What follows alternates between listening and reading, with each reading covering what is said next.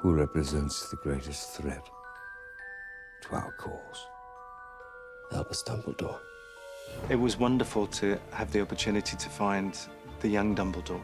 When we started talking about actors, I had some actors in mind, and I shared those ideas with Jo.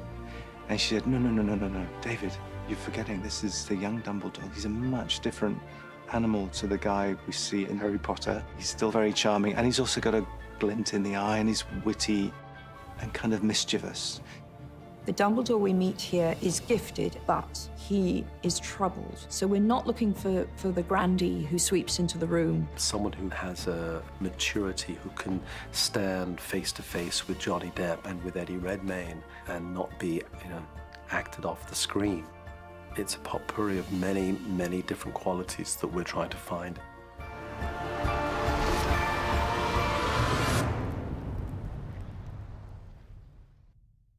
I saw the first Fantastic Beasts, and I think I made an inquiry after seeing it quite quickly, thinking, where else is this going to go, and what are the other characters?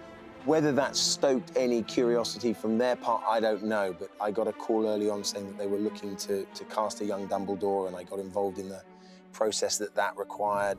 It was a very good day when I got the phone call saying that they wanted me to play him, and obviously my kids are thrilled. Jude has many qualities that are very Dumbledore-ish. First of all, he's quite utterly charming. He's got a twinkle. But more than anything, he has a grace. So when I met Jude, we had this very intense meeting, just the two of us, where I basically told him everything about Dumbledore that I've ever known, but not told anyone else, literally. I've never told anyone some of the things I told Jude. I really thought it was important that from the moment we see him on screen, he knows the burden that character is carrying. Because without that knowledge, Jude is playing someone who appears to be playing games with people's lives, and that's not who Dumbledore is. He doesn't want to hurt or damage anyone. She gave me hours of her time and filled me in on where she saw him sitting in this universe. And for an actor preparing, that was an incredible opportunity, because he's not just a wonderfully iconic character, but he's also, just from a purely acting perspective, he's a really rich, complicated, multi-layered, multifaceted character.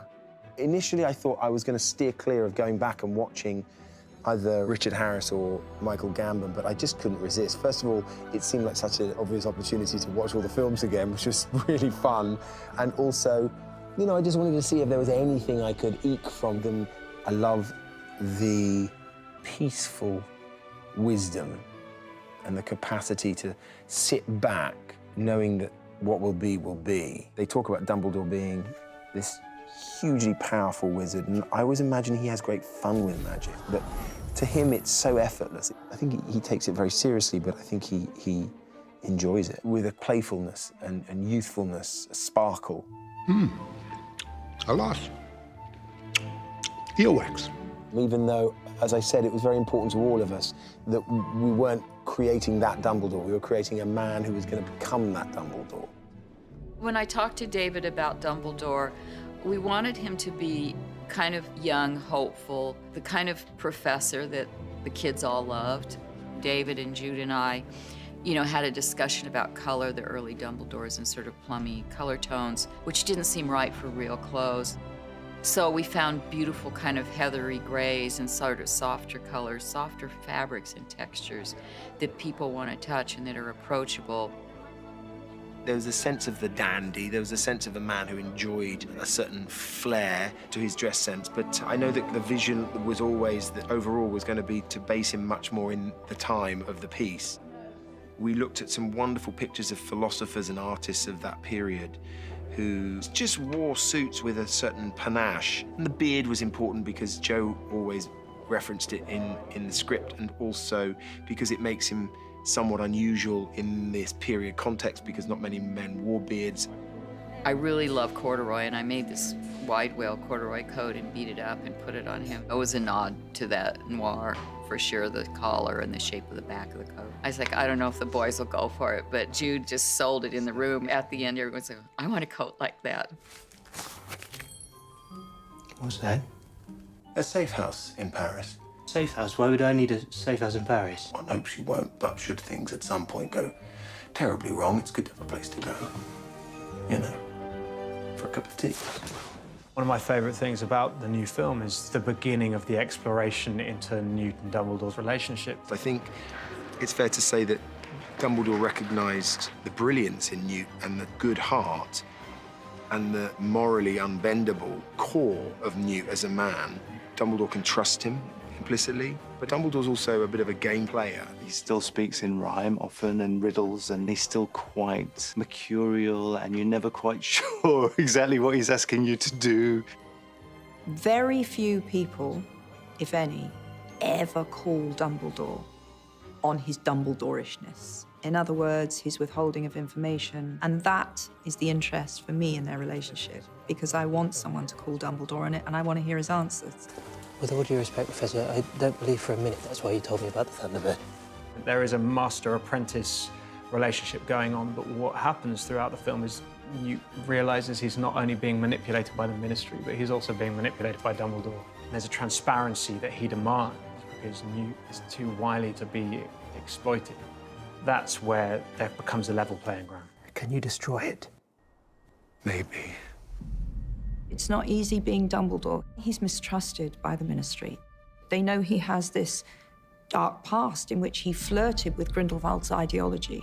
This was the part of Potter that I was most interested in revisiting because the relationship between Grindelwald and Dumbledore is key to making Dumbledore Dumbledore. They were both young men, and they had this idea of making the world better.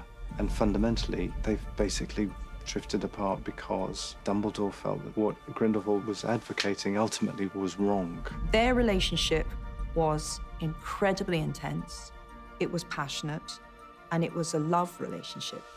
But as happens in any relationship, gay or straight or whatever label we want to put on it, one never knows really what the other person is feeling. You can't know. You can believe you know. So I'm less interested in the sexual side, though I believe there is a sexual dimension to this relationship, than I am in the sense of the emotions they felt for each other, which ultimately is the most fascinating thing about all human relationships. I am positive that there was a mutual respect of one another's abilities, and I'm sure, especially with Grindelwald, there was a jealousy, so maybe a bitterness for having such love and respect for Dumbledore.